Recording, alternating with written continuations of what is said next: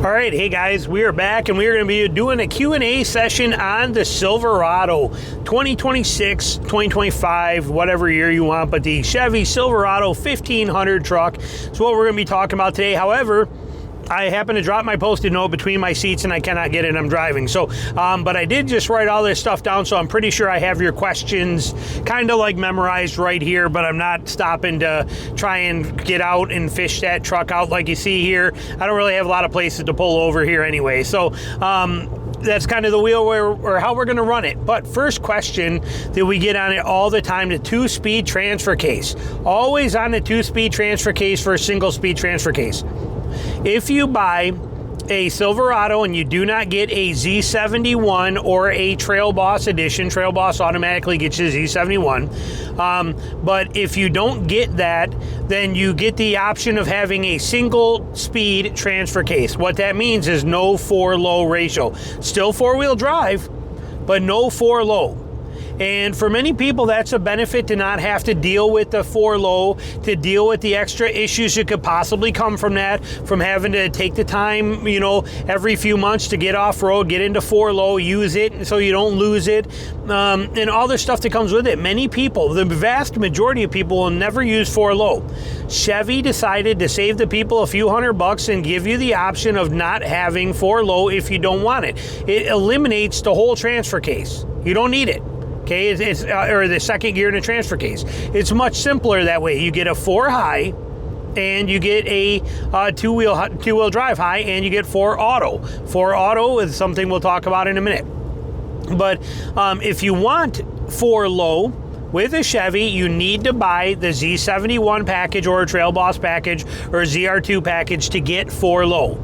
Chevy is the only truck company that does that. It is a very unique thing, but also a very good thing to have options. Now, you can also, up till 2025, I know you could spec a non-Trail Boss or Z71. You could get them if you wanted to with the actual 2-speed transfer case for a few $100 more. I did not see that when I was building a 2026 as any of the options on there, but I'm not saying it's not. It was for 2025. But so there's the deal on a transfer case. Like it, hate it, don't want it, whatever your case is, but there's a tremendous amount of people that will never use 4-low, that don't even know how to use 4-low. They don't even know how to get into 4-low. They say they do, but they really don't, okay, because they've never played with it. So realistically, I think it's a great thing that they offer that kind of an option on there. Now, the next question we get a lot, the Trail Boss package. Okay, it's about the Trail Boss package. Why is the Trail Boss package why does everybody want it? Why is it so good? What makes it what it is? The Trail Boss package in all trim levels, with the exception of the HD. The HD is a little different with that. Well, no, I lied. Even the HD. Sorry, I was thinking ZR2. But all Trail Bosses are going to give you a lift from the factory. You will get a ride height lift. In a Silverado, it is 2 inches.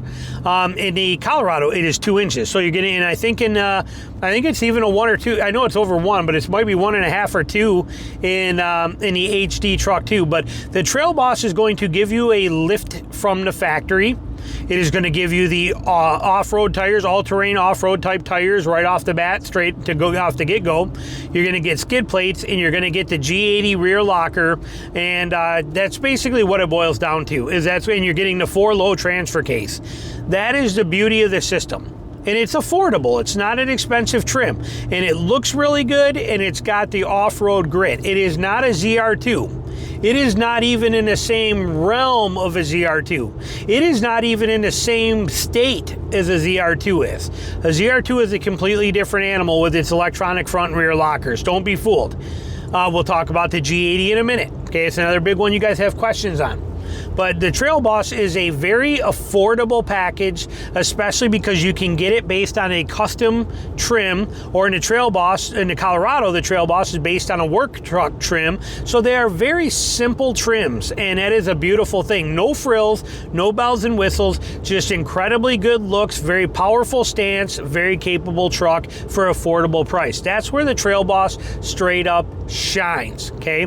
Now, what about the engine issues, okay? The engine issues, the 6.2 issues, and the 5.3s with their lifter things, and the crank bearing failures, and the 6.2s. Apparently, GM has got this stuff sorted. If it's sorted for sure, we'll never know. Toyota was supposed to have the 22 and 23 Toyota Tundra problem solved a year and a half ago, and yet we still see them going down. So until a 25 or a 2026 is out there and has 100,000 miles on it, we don't know. So is it a risk? Yes, it's a risk. But according to what we're hearing, they have been fixed. So it's no longer a concern. But again, we take all that with a grain of salt. Okay, their job is to sell vehicles. I cannot say any more about that because I don't know any more about that. Nobody does. And anybody tells you they know better, they're lying to you. Just like with what happened with Toyota. Okay, we don't know until they are proven. We know they had a problem. We know it was a supplier issue with the bearings and the crank run out and all that kind of stuff. And apparently it has been solved and fixed, but until we know for sure and have proof, we can't say with 100% certainty. I hope it is, because that 6.2 is one of my favorite motors. I love that motor. It is a powerhouse of a V8, no doubt about it. The 5.3 lifter issues.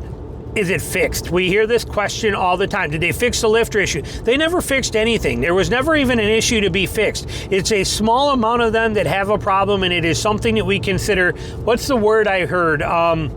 Acceptable something, I can't remember what it is, but in other words, their attitude is, look, we understand that these can be a little bit of a problem for some, and under some situations and some whatever, and some are going to go down, but it's acceptable for us because we got to keep the EPA with the cylinder displacement or deactivation and all this stuff. It's kind of it's a happy medium. We got to deal with it. And I think it's the same for the Pentastar 3.6. It's the same for the Ford with the fuel consumption or oil consumption issues and all this stuff we're dealing with. There's acceptable tolerances in there. And so the 5.3 technically doesn't have an issue with lifter failure. It's got a few. Same with the 5.7 for the Ram. Okay, 5.7 is no different. It's an acceptable tolerance, and if it fails, they fix it for you. That's how it is. If you're out of warranty, you know what? No offense, but you're out of warranty. I've said it in, I don't know, maybe 150 videos that you have no business owning a new truck or owning a truck today out of warranty. And some don't like that, and I understand that. And some people tell me warranties are worthless, they don't do nothing. Whatever your case is, whatever your situation is. But I promise you, I'm never owning a truck outside of warranty. And if I have lifter failure, I bring it to the dealer, and they give me a loaner, and they fix my lifter problem, and they give me my truck back, and I go on about my business, not costing me a penny out of pocket. Yet other people, if you don't get that and you're not going to put the warranty on it, when the lifters go out and it costs you $6,000, that becomes your problem. You made your choice. You chose to trust that it would be okay. And more power to you on that choice. Same with the people that tell me, well, you're better off just putting $3,000 aside and saving that rather than putting $3,000 on a warranty. Put $3,000 aside for any repairs that come up. That might be fine and dandy till the repair is $12,000 or $15,000. Then we'll see how far your $3,000 goes and if it was worth it to you. So for me, a warranty is worth it, hands down, without fail. Plus they're prorated refundable if they're factory extended warranty. So I got zero concerns on that, and to each their own if they do. And other people say, well, what good is a warranty if they don't have the parts to fix it anyway? Your truck has to get fixed eventually. Okay, if you have a $60,000 truck and you owe $58,000 on it and it goes down, whether they don't have parts available or not, somebody is going to have to fix it before you can either A, sell it, B, continue to drive it, or whatever it is. Something has to happen to it. So somebody's paying. And since it's your name on that loan, it's you that's paying. So therefore, even if the parts aren't available, when the parts are available, warranty will fix it for you. Then you don't pay out of pocket. So that's my thoughts on that. The engine issues, same with the transmission issues in the HD trucks. They are what they are, and it's no different than any other brand, and you just deal with it however you have to. There is no perfect truck out there today. Okay, there just isn't. It's just not an option. So there's my thoughts as far as that goes. Now, what about the G80 locker? We hear about this a lot too. Please explain the G80. Please tell me what a G80 is. You keep saying a G80 auto locker. How does it auto lock? What is it? G80 has been being used by General Motors since the 20s. It's made by Eaton, since the 80s. It's made by Eaton. Okay, Eaton is the one I believe that makes it. I don't think it's Torsen, I think it's Eaton.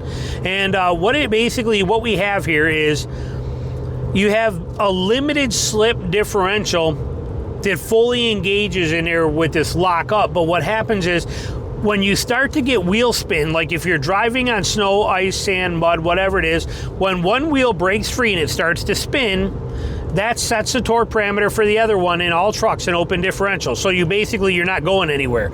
Even if you're in two-wheel drive, you're in a two-wheel drive truck or even in a four-wheel drive truck, when one wheel starts to break free per axle, it sets the torque parameters for the other.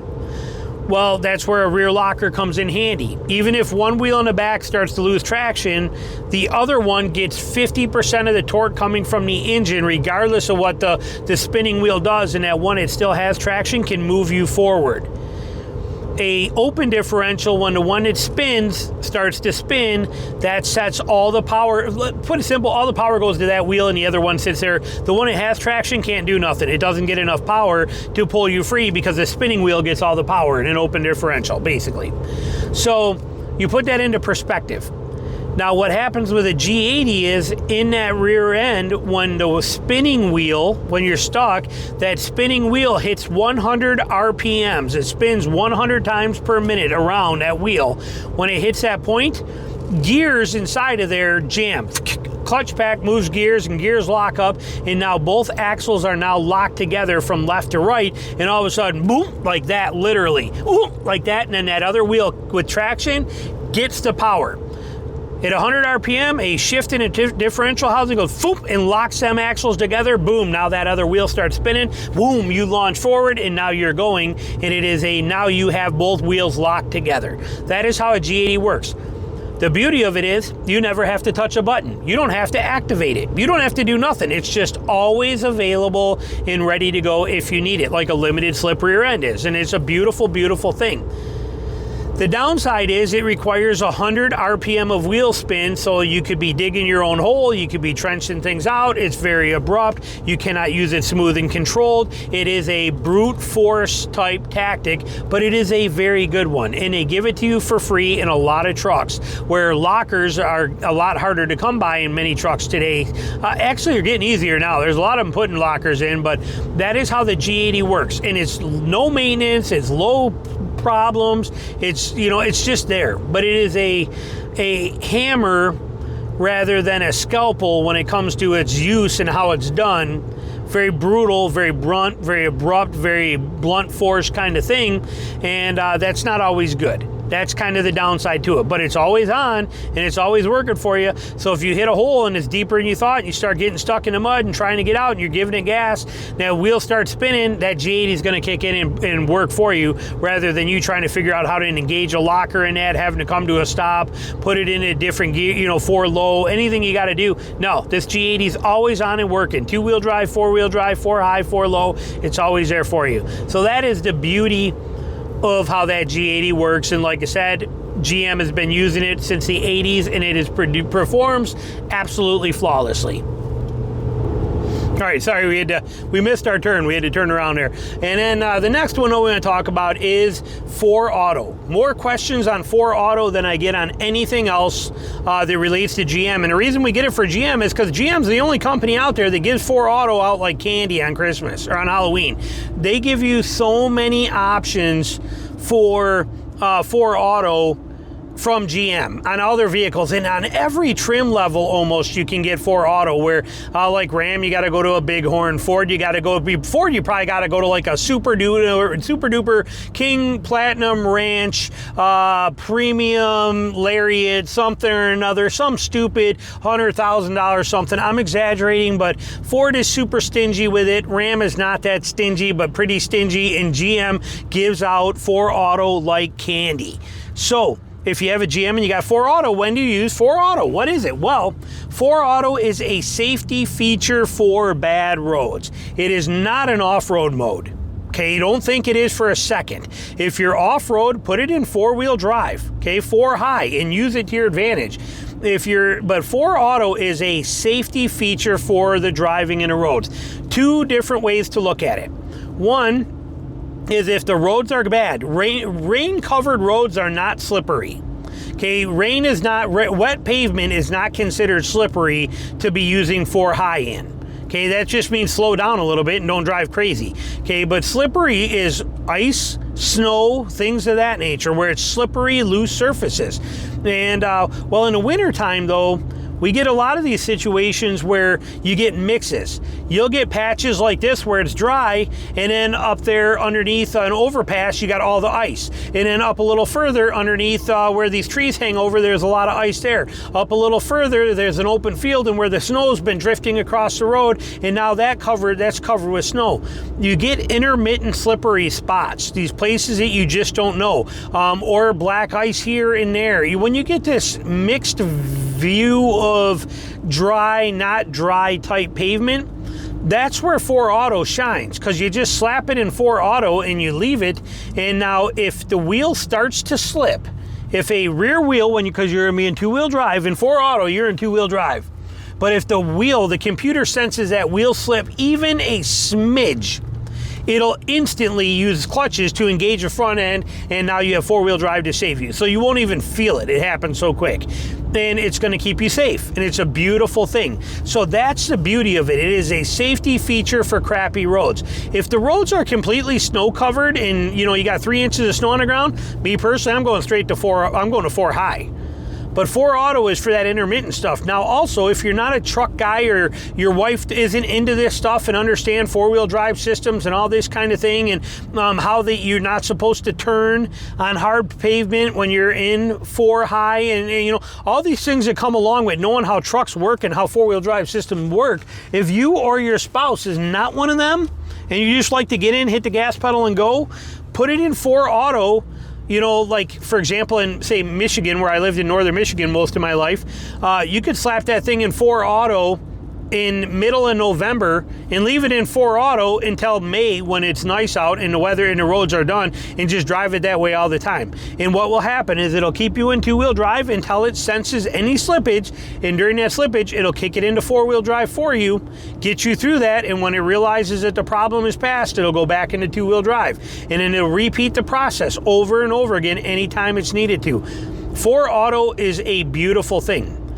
Now, there are people like myself, I would rather not have 4Auto for what I do as somebody who's off-road all the time. I like complete lock-up gearing in my transfer cases and things like that, rather than clutch packs that are always changing things with 4Auto. So I'm not, I don't mind it, and I have it in our Colorado, but I would much rather, I personally, I could care less, put it that way. I could care less if the system has 4Auto for me or not. Even when I lived in Michigan, I spent my whole life in northern Michigan driving, 50,000 miles a year and all winter long, and I never once felt like I needed 4Auto, because I knew when to engage four-wheel drive, when not to engage four-wheel drive. I knew what to do.